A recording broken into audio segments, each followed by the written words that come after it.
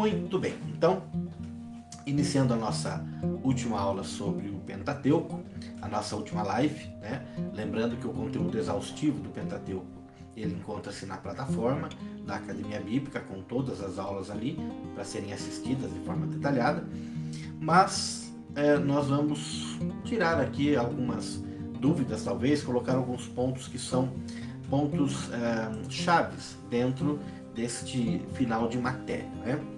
Bom, em relação ao livro de Números, o quarto livro do Pentateuco, nós temos como um título original No Deserto. Lembrando daquela frase inicial em que se menciona uma palavra, e essa palavra é separada e colocada do lado de fora do rolo, né? Nós temos então Bed Midbar. Bed Midbar, em hebraico, seria exatamente no deserto. Quando esse conteúdo ele foi traduzido para o grego, na Septuaginta, exatamente pela relação desse livro com os números, né, com 2 censos, com os anos ali no deserto, com uma série de questões numéricas envolvidas, o nome que foi dado para esse material foi exatamente números, hoje na nossa língua. E nós temos como sendo números. Porém, esse material de Moisés, ele trata especificamente dos 40 anos do deserto, que o povo ficou quando eles saíram do Egito até tomar posse da Terra Prometida. Nós temos 39 anos aqui nesse livro, no livro de Números. E a maior parte desses 39 anos em 3 capítulos, algo muito breve, né? Mas os capítulos de Números, eles são destinados a nos mostrar principalmente o relacionamento de Israel com o deserto, né? Então, são as provações, as reações que eles tiveram de acordo com as situações que aconteciam. O Senhor estava ali também no deserto preparando aquele povo que tinha uma mentalidade escrava, que precisava ter uma mentalidade de livre agora para assumir uma nação, para assumir uma terra que fosse sua, que não fosse de posse de outra pessoa para quem eles estivessem trabalhando, né? O Senhor os prepara exatamente no deserto, no meio das dificuldades. E ali o Senhor mostra como o homem ele pode ser purificado através das dificuldades, através das provações. Só que o assunto do livro de Números, então, ele trata exatamente dos fracassos. Os fracassos que Israel teve mediante exatamente as provações, aquilo que o Senhor tinha dado para eles, né? Eles mostram a infidelidade deles em relação ao amor do Senhor, em relação à provisão, à proteção do Senhor, né? Olha que conteúdo verdadeiro, porque a palavra de Deus ela não esconde nada, ela é muito verdadeira. Ela mostra os fatos como eles realmente ocorreram. Por quê? Porque a palavra de Deus ela é viva. Aquilo que aconteceu no passado é algo que nós podemos aprender para não repetir. Mas se repetirmos, né, os erros do passado, nós vamos cair nos mesmos problemas. Então o Senhor ele nos alerta. Eu sempre falo que nós temos 2 formas de aprender. Ou nós aprendemos com os erros dos outros aqui, né, vendo aquilo que aconteceu, principalmente esse livro que fala de fracassos e erros, ou a gente aprende errando na vida, né? Mas se nós podemos ver aquilo que o Senhor tinha separado para o seu povo, que ele tanto amou, e o seu povo não fez, e em consequência sofreu, se nós podemos aprender com isso, então nós pularemos uma etapa muito difícil das nossas vidas, né? Por isso que esse conteúdo está aqui, é um conteúdo fantástico. O conteúdo do livro de Números é um conteúdo fantástico também. Bom, muito bem. Então, quando nós começamos a ler o conteúdo, ali na plataforma tem os vídeos, nós nos deparamos com uma série de preparativos, com os censos, né? O primeiro censo no início do livro e o último censo no final do livro, contando os homens de 21 anos para cima que poderiam ir à guerra, né? E ali sempre girando em torno de 600 mil homens. Nós vemos então através desse censo que, se contarmos as mulheres, se contarmos os idosos, se contarmos os jovens e as crianças, nós temos uma população de 2 milhões de pessoas mais ou menos levantando acampamento e seguindo no deserto. é muita gente para ser conduzido, né? 2 milhões de pessoas, é algo fantástico. E o Senhor usa o seu servo Moisés, né, para que isso aconteça. Bom, nós vemos ali que o povo, desde que sai do Egito, eles murmuram, reclamam porque não tem água, reclamam porque não tem o que comer, reclamam porque tem o que comer e eles querem outra coisa, reclamam porque está longe, reclamam porque está perto, reclamam de tudo. E Moisés ele vai se cansando, né? Mas chega um momento que o Senhor fala para Moisés, fala assim, olha, esse povo é um povo de dura serviço. O Senhor falando isso para Moisés, né? Realmente entendendo, mostrando para Moisés que ele entende como esse povo é difícil. Não é que para o Senhor é difícil, para o Senhor não é. Mas o Senhor ele tenta mostrar para Moisés que ele estava entendendo o que Moisés estava sentindo. Aí o Senhor fala assim, esse povo é um povo duro de lidar, né? Então, e se nós ouvimos isso do Senhor, é porque isso, né, de fato era algo muito terrível mesmo. Mas os fatos eles vão acontecendo e o povo está ali caminhando no deserto, está ali passando por essas dificuldades, mas o Senhor está com eles. Porém, quando eles chegam no capítulo 13, nós temos um de dois momentos muito especiais no livro de Números, né? Então, eu vou me ater a esses dois momentos. Um momento em que o povo peca diante do Senhor, e aí tem a sua consequência, e depois o momento em que Moisés peca diante do Senhor e tem sua consequência, tá? Então, quando nós chegamos no capítulo 13 de Números, nós temos um momento em que o Senhor pede para Moisés separar pessoas que vão espiar a terra. E Moisés ele separa os 12 príncipes, né?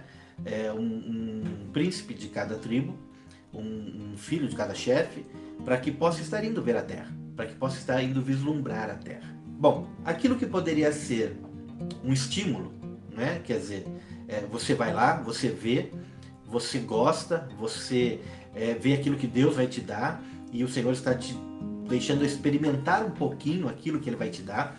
Então isso aguçaria muito o desejo deles de tomar posse dessa terra.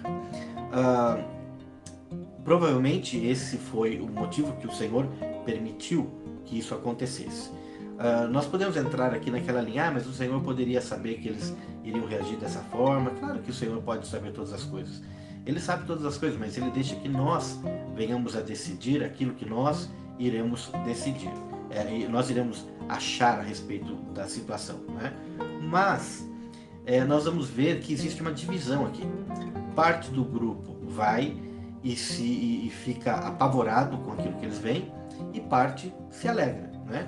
E nós conhecemos a história, nós sabemos isso. Então no capítulo 13, os espias vão, eles veem a terra, era o início da colheita da uva, os cachos de uvas eram enormes, enfim, era uma terra muito produtiva, muito boa.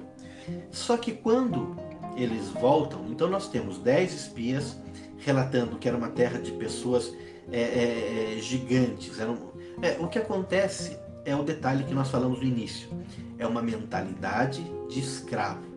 Então o Senhor está mostrando, eu vou te dar isso. Mas a mentalidade de escravo, ela não permite que a pessoa entenda que ela vai conseguir aquilo. Porque de fato a pessoa não vai conseguir aquilo pelo poder dela.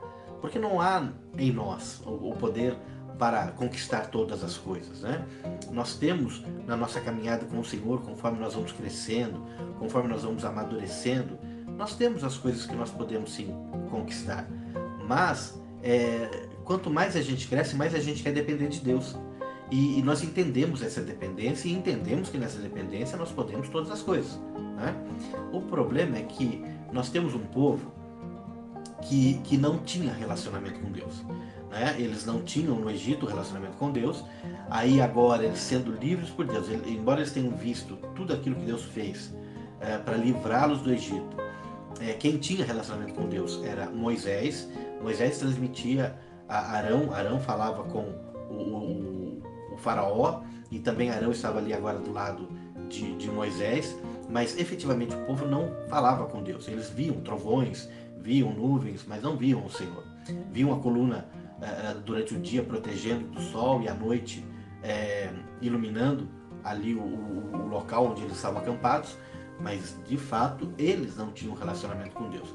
É interessante porque o apóstolo Paulo, segundo aquilo que Lucas deixou registrado em Atos dos Apóstolos, o apóstolo Paulo fala no capítulo 13, versículo 18, ele fala assim: e suportou os seus costumes no deserto por espaço de quase 40 anos. Olha que interessante essa colocação.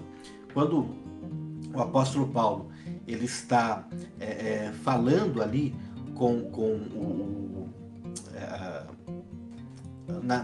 na sinagoga, né, em Antioquia da Pisídia, ele está comentando, está falando a respeito de Jesus Cristo, mas ele faz uma introdução falando a respeito de toda a história de Israel. Ele fala exatamente isso. Ele fala: e o Senhor suportou esse povo, o costume desse povo, durante 40 anos no deserto. Então, como assim, o Senhor ele respeita aquilo que é o limite da pessoa, né? E aquilo que eram os sentimentos, aquilo que eram os pensamentos desse povo, o Senhor respeitou, porque não tem o que fazer. Né? O que eu vou fazer? Eu não vou colocar um sentimento e um entendimento na cabeça de ninguém. Esse entendimento é um processo. Nós temos que desenvolver o entendimento e o Senhor vai nos ajudar. Agora, o Senhor colocar o entendimento na nossa cabeça não vai, né? Porque aí ele estaria violando a nossa individualidade, né? E a nossa limitação. Então, sempre o Senhor sendo longânimo e nos ajudando. Bom, nós conhecemos essa questão, a história daquilo que é a reclamação dos espias, né, em relação àquilo que eles estão vendo lá na terra, na região de Escol, onde eles foram visitar a Terra Prometida. E no capítulo 14, nós temos alguns versículos, né, que eu vou estar me referindo aqui, onde existe aqui esse desenrolar do ter visto a terra e aquilo que é a consequência do que eles trouxeram como sentimento, né?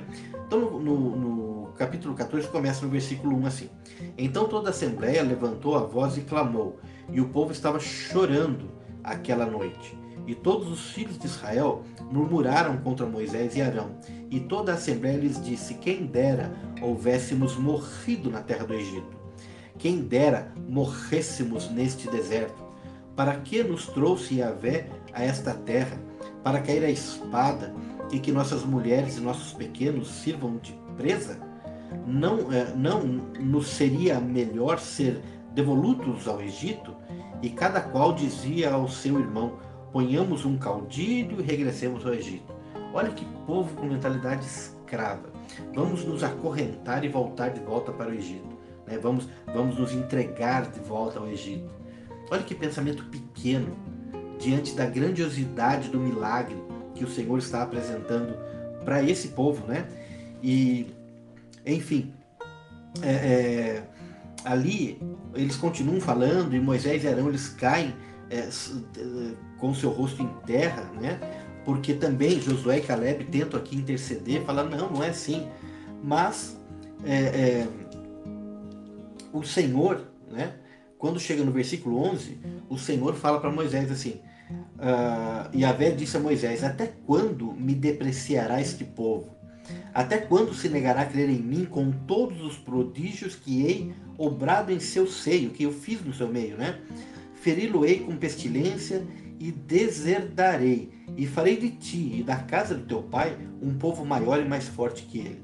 Então, o Senhor fala: até quando esse povo vai me afrontar? Até quando esse povo não vai entender aquilo que eu estou fazendo por eles, o amor que eu tenho por eles, e me desafiam, não é? Então, quando o Senhor se expressa dessa forma, não é que o Senhor quer uma resposta. O Senhor mostra que ele também está sentindo aquilo que Moisés está sentindo, diminuindo, vamos dizer assim, o Senhor está diminuindo a sua grandiosidade para mostrar a Moisés que num sentimento humano, né, o Senhor estaria exatamente sentindo o desprezo por esse povo. Mas Moisés intercede novamente, aqui já tinha intercedido na questão dos bezerros de ouro. Aqui o Moisés intercede da mesma forma. Ele fala assim, ó: mas Moisés disse a Yahvé: inteirar-se-ão os egípcios, pois do meio deles tu sacaste este povo com tua força. e o dirão aos habitantes dessa terra, pois eles hão ouvido que tu, ó Yahvé, estás no meio deste povo, que tu, ó Yahvé, és visto face a face, que tua nuvem está sobre eles e que tu marchas adiante em coluna de nuvem de dia e em coluna de fogo de noite. Se fazes morrer, pois, a este povo como um só homem, as gentes que hão ouvido tua fama falarão dizendo, porque não pôde Yahvé introduzir a este povo na terra que lhes havia prometido com juramento, os ha matado no deserto. Moisés usa ali dos mesmos artifícios, né, parecidos com aquilo que ele já tinha usado, para falar ao Senhor a respeito do Senhor não matar esse povo. Agora, de fato, aqui o Senhor também está mostrando que ele está do lado de Moisés, mas testando a liderança de Moisés, testando ali ainda a longanimidade de Moisés, lembrando que é exatamente essa longanimidade que Cristo demonstrou indo até a morte de cruz. Porque ele poderia a qualquer momento, Jesus poderia a qualquer momento parar aquele ato sacrificial e dizer não vale a pena. Só que daí nós não teríamos chance. E aqui, da mesma forma, Moisés está agindo da mesma forma. Existe essa questão de Moisés, né, ser um paralelo fantástico em relação a Cristo, né? Bom, aí no versículo 20, o Senhor disse assim, e Yahvé disse, perdoe conforme a tua palavra. Não obstante, tão certo como eu vivo e a glória do Senhor enche toda a terra, todos os homens que viram a minha glória e os meus sinais que fiz no Egito e no deserto, e ainda assim me provocaram já 10 vezes e não ouvem a minha voz, não verão a terra sobre a qual jurei a seus pais.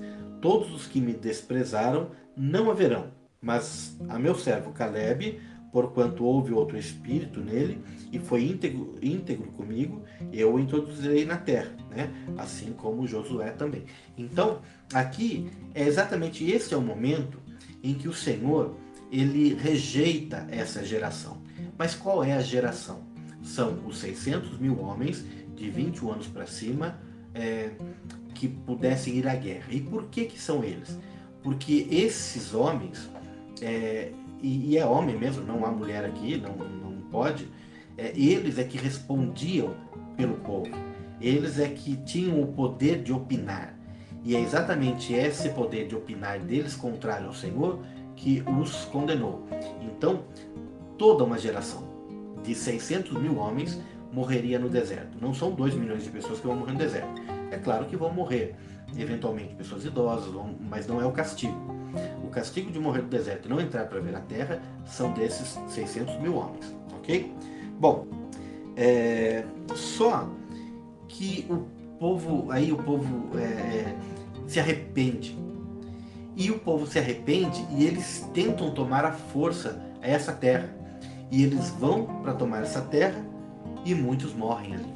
Por quê? Porque o Senhor não estava com eles. Um povo com mentalidade escrava, recém-saído da escravidão, né? Esse povo precisaria depender de Deus.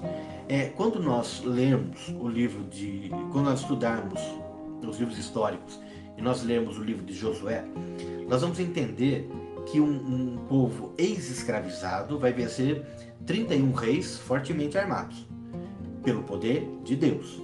É exatamente esse povo que vai ser renovado aqui agora. Então, não dá para esse povo, com essa mentalidade, essa cultura pré-adquirida da escravidão, ser um povo que se sobressaia sobre os seus inimigos. O poder de Deus mesmo estará sobre eles, né? E isso também é o ensinamento de como o Senhor pode prevalecer, como o homem pode prevalecer quando o Senhor está com ele diante das provações. É ensinamento para nós. Bom, resumindo essa questão dos espias e de eles não entrarem na Terra Prometida, nós lembramos o seguinte: a palavra de Deus fala que sem fé é impossível agradar a Deus. E quando esse povo viu ou ouviu falar das dificuldades que eles encontrariam na terra que estaria pronta para eles assumirem, esse povo não teve fé. E é exatamente essa falta de fé que os impediu. Então, nós precisamos ter fé.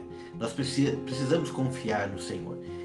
Eu sempre digo que nós podemos até exercer uma fé onde a gente venha se convencer dessa fé, mesmo que a gente não tenha ainda alcançado, mas a gente se convence, a gente dá um crédito. Porque assim, mesmo que eu não tenha fé, uma coisa eu não posso fazer, que é duvidar do Senhor. Então, duvidar do Senhor, eu não posso fazer, mesmo que eu não tenha fé. Mas a fé, nós conseguimos, juntos, um ao outro, nós conseguimos nos fortalecer, e o Senhor nos ajuda, o Espírito Santo nos ajuda, e a fé ela começa a tomar conta do nosso coração. Por isso que nós precisamos congregar, por isso que nós precisamos estar juntos, por isso que nós precisamos testemunhar. Porque é exatamente na congregação e nos testemunhos que nós vamos nos fortalecer. Então aqui ficou uma grande lição de que a falta de fé desagrada ao Senhor. Bom, só que depois disso tem a rebelião de Coré, tem uma série de coisas que ainda acontecem agora, do capítulo 15 até o capítulo 20. E quando nós chegamos aqui no capítulo 20, e Moisés também sendo constantemente ali provado pelo povo, sendo ali chateado, né, pela murmuração do povo, acontece que no capítulo 20, o povo ele pede água. E nesse momento nós temos algo que também é muito importante que acontece, né? Diz assim,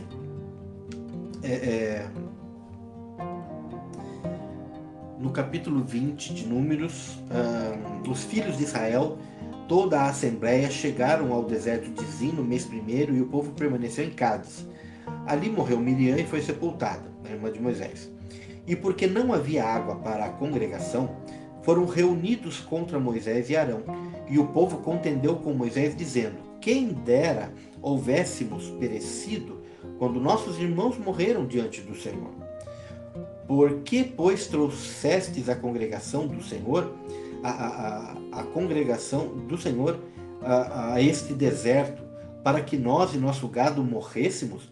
E por que nos fizeste subir do Egito para vir a este lugar miserável? Não é lugar de sementeira, nem de figueira, nem de vinhas, nem de romãs, nem sequer há água para beber. E foram Moisés e Arão diante da congregação, e ali eles clamaram ao Senhor. Então, no versículo 7, o Senhor falou a Moisés, dizendo: toma a vara e congrega a assembleia, tu e teu irmão Arão, e falai à rocha ante os olhos dele, e ela dará suas águas, e lhes sacarás a água da penha, e darás de beber à assembleia e ao seu gado. Moisés, pois, tomou a vara da presença do Senhor, tal como ele lhe havia ordenado. Só que ele estava irritado, ele estava cansado, ele estava numa situação desagradável, e ele tinha ciência de todos os milagres que já haviam acontecido ali. E bom, Moisés e Arão, versículo 10, fizeram congregar a assembleia frente à rocha, e lhes disse: ouvi agora, rebeldes, sacaremos água desta rocha para vocês? Então Moisés alçou a sua mão e bateu na rocha com a sua vara 2 vezes, e saíram muitas águas, e beberam a assembleia e seu gado. Mas o Senhor disse a Moisés e Arão: porquanto não creste em mim, para santificar-me à vista dos filhos de Israel, não introduzirei esta congregação na terra que lhes hei dado. Estas são as águas de Meribá, onde os filhos de Israel contenderam com o Senhor, e ele foi manifestado entre eles. Bom, e aqui também Moisés, ele recebe do Senhor o castigo de também não entrar na terra prometida. O que acontece aqui? Acontece que Moisés estava lá com todos os seus com todas as suas razões, vamos dizer assim. Moisés tinha razão humana naquilo que ele estava sentindo. Só que a obra é espiritual. E a obra espiritual, ela precisa ter tanto a consulta do Senhor, quanto nós precisamos exercer aquilo que o Senhor nos diz de uma forma correta, ou da forma como Ele nos ordena, não da forma como nós imaginamos. Então, se nós consultamos o Senhor, nós temos que agir conforme a palavra do Senhor, né? E aí o que aconteceu então? Aconteceu que quando o Senhor fala para ele pegar a vara e ir ali com Arão, e era para ele falar com a rocha, Ali ele faz como que um certo teatro, um teatro de desabafo, um teatro de presta atenção aqui de uma vez por todas, e não é de uma vez por todas, nunca vai ser de uma vez por todas, nunca você vai falar com alguém que está debaixo da sua autoridade definitivamente. Sempre você vai encontrar forças para continuar mostrando. Não será da sua parte que você irá parar de continuar ensinando. Da parte da pessoa que está aprendendo, talvez, pode ser. Mas da sua parte, como escolhido de Deus para fazer aquilo, para discipular, para estar na liderança, não é da sua parte que vai partir, né, definitivamente. Aprende agora ou nunca. Não é da nossa parte. Nós temos que ter longanimidade. Lembra que uma das faces, né, do fruto do Espírito é a longanimidade. Mas foi exatamente isso que Moisés não teve, né? Então, o que ele fez? Primeiro que ele desobedeceu a Deus, ele não falou com a rocha. Segundo que ele assumiu como se fosse ele ou alguém que tivesse o poder de operar o milagre, né? E ele bate na rocha. É claro que a rocha é Jesus Cristo. Ele não sabia disso, né? Mas ali existe uma questão de relacionamento com o povo, relacionamento com a vontade de Deus que está precisando ser ensinado. E aqui faltou então a paciência de Moisés para faltou a paz da parte de Moisés para com o povo. Ele não estava no momento bom. E também faltou ali, o Senhor fala, você não me santificou. O que significa você não me santificou? Vamos lembrar que Jesus, quando ele ensina a oração dominical, né, a oração do Pai Nosso, a primeira coisa que ele fala, né, Pai Nosso que estás no céu, reconhecendo a grandiosidade, santificado seja o teu nome. Por quê? Bom, o Senhor é santo, o Senhor é santo acima de todas as coisas, não tem como o Senhor ser mais santo do que ele é, mas para o entendimento humano existem as formas de se entender como é Deus e como eu ter um temor em relação a Deus. Não medo, um temor, uma honra de relacionamento. E aí, se eu sou alguém que conheço a Deus e me relaciono com Ele, a minha vida é que apresenta como é o Senhor, como Ele age. E é exatamente nisso que eu santifico ao Senhor. Eu santifico ao Senhor com as minhas atitudes, demonstrando que aquilo que eu estou fazendo é aquilo que vem do Senhor. É a força do Senhor operando através da minha vida. Isso é santificar ao Senhor. Isso é fazer o nome do Senhor ser santificado. Aquilo que o Senhor Jesus, ele coloca em primeiro lugar na oração. E aqui, nós lembramos então do versículo, né, do apóstolo Paulo também, seguir a paz com todos e a santificação, sem a qual ninguém verá o Senhor. E aqui Moisés não teve paz e não santificou o Senhor. Então, existe aqui um certo conflito, né? Uma coisa é você ter uma fé inabalável a ponto de chegar e falar alguma coisa, mas falando sempre em nome do Senhor. E outra coisa é você ter uma confiança humana. Eu vou fazer, porque o Espírito do Senhor está comigo, eu vou fazer. Não, é o Espírito do Senhor que vai fazer. Então, existe talvez uma linha entre essa fé inabalável e a confiança humana que nós não podemos ultrapassar. E nós precisamos sempre andar na fé inabalável, mas jamais na confiança humana. Porque maldito é o homem que confia no homem. E quando esse versículo ele foi deixado na palavra de Deus para nós, ele quer dizer duas coisas. Maldito é o homem que confia no próximo, né? Confia em outro homem e não em Deus. E maldito é o homem que confia na força do seu próprio braço. Então nós não podemos confiar em nada que venha do homem, nada que seja de uma fonte humana. Porque de verdade, tudo vem dele, para ele, né? E por ele. Então é o Senhor sempre. E aqui Moisés, então, ele não honrou, né? Não santificou o Senhor e não cuidou do povo. Por isso o castigo dele de não entrar na terra prometida. Então nesses dois pontos, nós vimos aqui dois pontos-chave, né? Dois erros cruciais. O erro do povo e o erro de Moisés. Mesmo Moisés sendo um homem separado por Deus, que tem um paralelo fantástico com aquilo que é o ministério de Cristo, mas ainda assim falhando, né? E aí nós vemos que somente o próprio Deus se esvaziando da sua glória e se fazendo homem, ele foi capaz de vencer todas as barreiras e nos resgatar para o Senhor. Não é?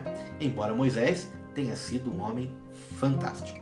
Então, o livro de Números, ele trata desses fracassos, mas ele deixa a história registrada e, infelizmente, existe pouca relação de leitura e estudo em relação ao livro de Números, por achar que se trata da história. E não é história, é algo de vida, né? É vida, é algo para ser vivido diante do Senhor mesmo, e aprendido e evitado, né?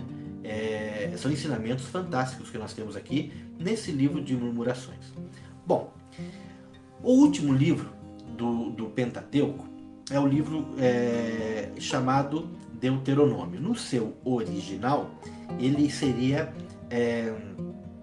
Devarim. E Devarim seria palavras, lembrando daquela palavrinha na primeira frase que identifica todo o rolo. Estas são, pois, as palavras, e aí nós temos aqui a palavra palavras que identifica o rolo. Porém, quando os tradutores da Septuaginta viram esse material, eles pensaram se tratar de uma segunda lei ou até de uma repetição da lei, quando na realidade aqui é a ênfase daquilo que o Senhor tinha dito para o seu povo e que o povo precisaria aprender. Por quê? Nós chegamos aqui agora, digamos assim, chegamos 40 anos depois do momento em que eles saíram do Egito. Então, aqueles que saíram do Egito, eles viram os milagres acontecerem, eles ouviram Moisés declarar o decálogo, falar para eles ali os 10 mandamentos, expor para eles aquilo que o Senhor desejava, porque eles estavam nessa faixa de 21 anos para cima, homens que pudessem ir à guerra. Mas os menores de 21 anos e aqueles que nasceram nesse período, né? Então nós temos aí uma geração de 20 anos até os mais novos, os recém-nascidos, e ainda mais 20 anos para nascer gente durante 40 anos, né? Todo esse povo não havia participado do momento em que Moisés ele fala o decálogo. Eles não podiam estar ali reunidos. Primeiro que não cabia, segundo que eles não tinham idade para isso. Mas agora eles têm a idade. E aqueles que nasceram terão que ser ensinados, né? Em relação a tudo isso que Moisés precisava falar para o povo. Então nós temos aqui reunido uma geração nova, uma geração que não ouviu as primeiras palavras. E então Moisés, ele trata de falar novamente. Da mesma forma que ele falou, com o mesmo amor que ele falou da primeira vez, ele vai falar agora da segunda vez. Vai falar e ele vai traçar uma linha. Porque assim, Moisés está impedido de entrar na Terra Prometida. E eles chegaram ali na Transjordânia. Eles já chegaram às margens do Rio Jordão. Então, ele não vai passar dali. Ele vai ficar agora acampado, o povo vai ficar acampado aqui 3 meses. São os últimos 3 meses de Moisés. E nesse tempo ele vai fazer muitos discursos, lembrando aquilo que o Senhor fez, como o Senhor livrou com mão forte, lembrando os 10 mandamentos, falando de novo, falando uma série de regras, falando uma série de leis, preparando o povo para entrar em Canaã. Ele apresenta ali diversos preceitos da lei para que o povo entenda. Ele dá instruções, ele adverte como que o povo deveria entrar na Terra Prometida e matar todo mundo que estava ali, explica o porquê. E todas essas explicações nós temos nos vídeos da plataforma, tá? Ele apresenta quais são os requisitos de futuros reis, porque o Senhor havia prometido que eles teriam reis. Então eles vão ter reis mesmo. A gente vai ver quando esse rei for solicitado, ali em 1 Samuel, o problema é a forma como eles fazem isso. Mas o Senhor havia prometido que eles teriam reis. Então, como você identificar um profeta de verdade, de um falso profeta, todas essas coisas Moisés fala, tá? Fala principalmente sobre bênçãos e maldições. Bênçãos sobre obedecer à voz do Senhor e as maldições em não obedecer à voz do Senhor. Bom, o assunto do livro de Deuteronômio Moisés estava exortando o povo à lealdade ao Senhor, para que eles fossem leais, e advertindo-os contra a apostasia. Eu faço um paralelo do livro de Deuteronômio com o Evangelho de João, capítulo 17, na oração sacerdotal de Jesus. E eu vou dizer para você que se você ler o livro de Deuteronômio, tudo aquilo que Moisés fala para eles fazerem, e aí depois você ler João 17, a oração sacerdotal de Jesus, você vai entender que é o mesmo sentimento. É que Moisés, ele tinha uma linguagem para usar com o povo. Ele precisou usar uma linguagem de direcionar com um povo que estava cru, uma mentalidade de uma geração passada de escravos, e eles agora aprendendo que eles são livres, mas ainda não sabendo como ser os donos daquilo que o Senhor vai dar para eles. Então eles estão numa transição, estão no meio do processo. E quando Jesus está aqui, Jesus está falando com os seus discípulos, Jesus está orando ao Senhor, a um povo que experimentou estar com o Filho de Deus, e que eles estavam durante 3 anos sendo discipulados pelo Filho de Deus, e que haviam aprendido, eles só ainda não tinham o start para fazer sozinhos, mas eles tinham aprendido. Então, aquilo que o Senhor Jesus fez, e o ministério de Jesus também é algo diferente daquilo que foi o ministério de Moisés, embora os dois sejam libertadores, né? Mas são formas diferentes de exercer essa missão que eles têm. E o Senhor Jesus, fantástico, completo, pleno em todo o seu ministério, né? Mas, João capítulo 17, a forma como o Senhor Jesus ele ora, expressa o livro de Deuteronômio, o cuidado do livro de Deuteronômio, o cuidado com o povo, para que o povo entendesse de onde eles saíram, o cuidado com o povo, para que o povo soubesse que eles tinham a cumplicidade com a vontade do Senhor através da lei. O povo ele estava sendo alertado para que eles não caíssem em armadilhas em relação a reis e profetas. O povo estava sendo alertado a não apostatar da fé, porque eles estariam no mundo, mas eles precisariam agir no mundo como o povo escolhido. E o Senhor Jesus fala: Pai, eu não peço que os tire do mundo, mas que os livre do mal. E agora nós temos aqui o povo de Israel, neste momento aqui de 1500 anos antes desse momento, né? Exatamente no mundo, como filhos de Deus, tendo que agir no mundo, sendo guardados por Deus. É um paralelo perfeito, né? E então nós temos todo o conteúdo do livro de Deuteronômio, que está exatamente trazendo aquilo que nós vimos nos outros livros de Êxodo, de Levítico e de Números, né? Então ele traz partes, enfatiza, ensina o povo em relação àquilo que ele já havia falado anteriormente para a geração passada. E por isso que nós não vamos novamente falar todo o conteúdo dele. Bom, mas nós temos aqui um ponto-chave do livro de Deuteronômio, sem dúvida, os capítulos de 27 a 30, que falam em relação ao Monte Ebal e o Monte Gerizim. Dois montes, o Monte Ebal e o Monte Gerizim, eram os locais onde eles deveriam repetir o texto de Deuteronômio 28. Deuteronômio 28, ele fala exatamente do 1 ao 14. Se obedecer aos mandamentos, à voz do Senhor, todas essas bênçãos virão sobre ti. E as bênçãos, elas precisavam ser proferidas no Monte Gerizim.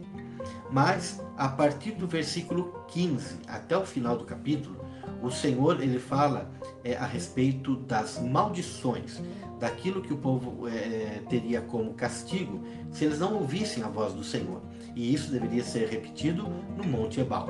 Então, Monte Gerizim e o Monte Ebal, os locais da proclamação, né, das bênçãos e das maldições. E, infelizmente, o povo usufruiu das maldições. Você pode ler todas as maldições que estão ali proferidas, caso eles não obedecessem a lei do Senhor. Todas aquelas maldições aconteceram no meio do povo. É claro que nós temos homens e famílias que também usufruíram das bênçãos, mas o povo em geral usufruiu das maldições.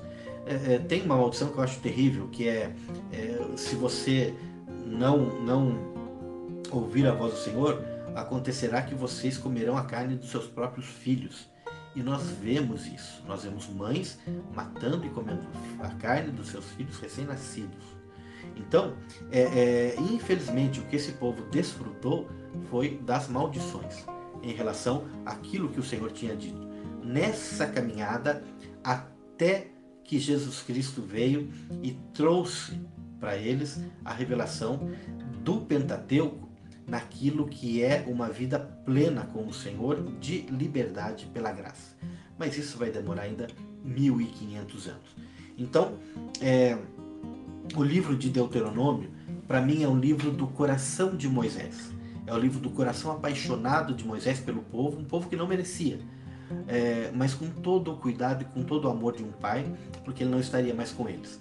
Da mesma forma, o Senhor Jesus, ele orou por nós como um pai, para que nós pudéssemos segui-lo, ser livres do mal e pudéssemos estar onde ele estivesse, né?